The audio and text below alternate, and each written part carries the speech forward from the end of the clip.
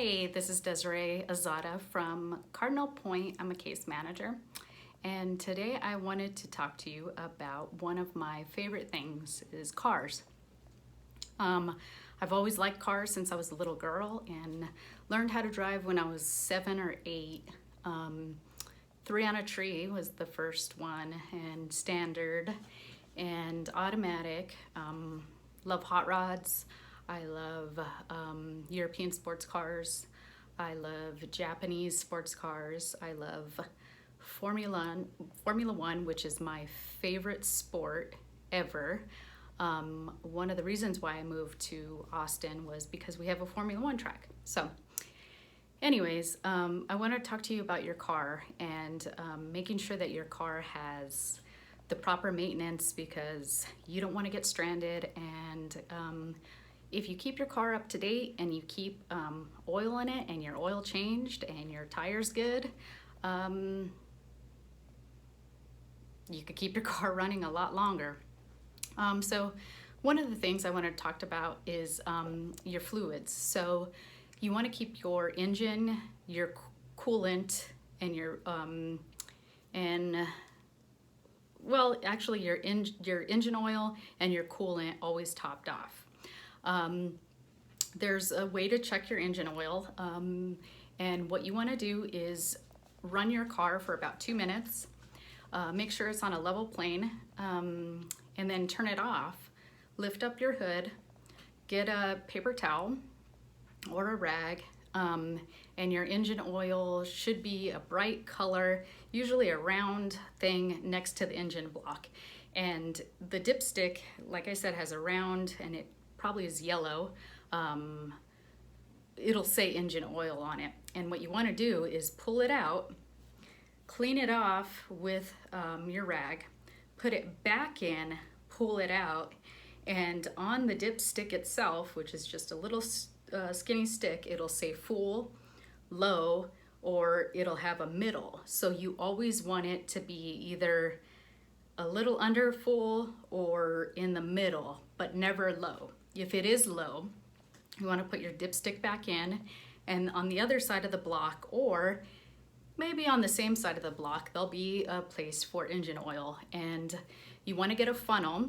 You want to make sure that you're using the same oil that your car company is recommended, which you can find on the door jam of your car, and it'll say like 1030 or 530 or 1040, and you want to get a quart or two or however much it requires. You never want to overfill your engine oil, ever.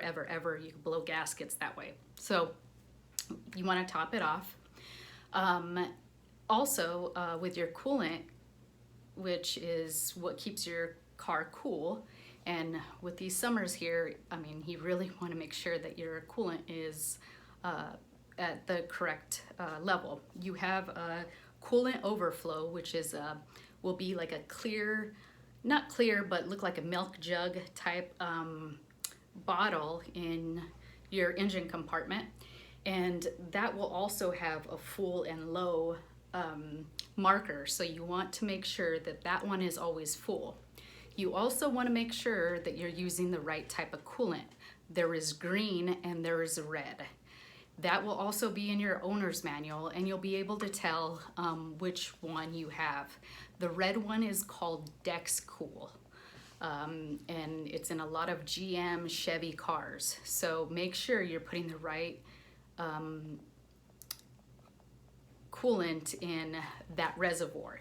You never want to put it into your radiator, and you never ever want to open your radiator, especially when it's hot, ever. Always add it to your coolant reservoir and let it run its cycle through the radiator.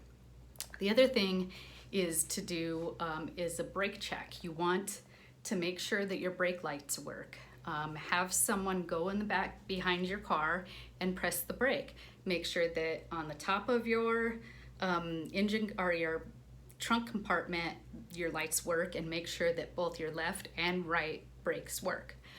While you're back there, you might as well make sure your turn signals work. Left, right. If they do, great. If they don't, you can go to AutoZone. You can ask them, AutoZone, O'Reilly's, Napa, any of the car part stores, and ask them for your left brake light, right brake light, or turn signals. They're more than willing to help you out and even install it.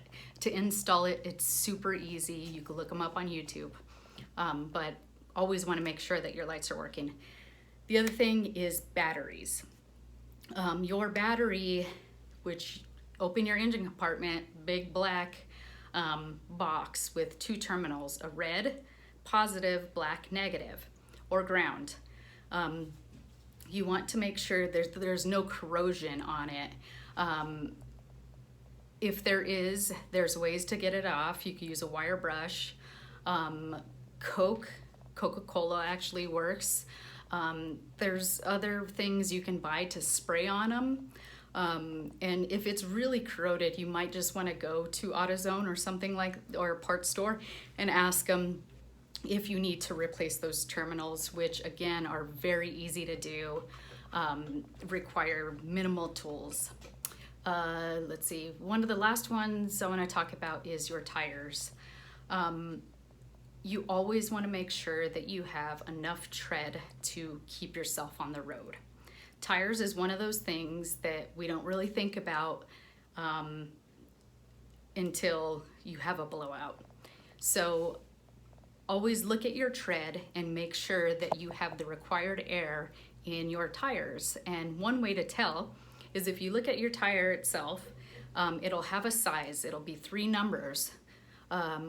One will be how tall it is, which is the end number, how wide it is, which is the middle number, and either way, there's 3 numbers. So let's say it's a 245, 15, 55, 19. Next to that, there'll be something called PSI, pounds per square inch, and that means how much pound of air is supposed to be in the tire per square inch of that tire. So PSI means pounds per square inch, and it'll say a number like 50. You want to get a little tire gauge and take the stem or the cap off the tire stem, put the gauge on, and it'll shoot out as much PSI is in there. If it's low, if it's recommended as 50, and if it's low at 35, you want to add 20 more pounds of air to make it that 50 or 55 or whatever the recommended PSI is. You always want to rotate your tires. So if you do go to like a Jiffy Lube, which is one thing that I strongly suggest, and get on their mailing list, because you can get deals, or if there's another preferred oil changing place, get on their email list so you could get deals on them. Don't go past your 3,000 mile marker, or if you're on the 5,000 marker, don't go past 5,000 miles. Always make sure that you keep track of your oil change, get them changed, and then if you do go to a place like that, they do offer tire rotation. So it's one way to keep up with your car by doing, again, fluids, lights, batteries, tires. Listen to your car. If there's things that sound out of place, or when you're turning, it makes a noise, make sure you pay attention to when this is happening. If it's smoking, these things you really want to keep tabs on and let your mechanic know. With the stimulus check, this might be a good time to do those little necessary, very necessary things for your car. So with that, I hope you have a good day, and go car checks.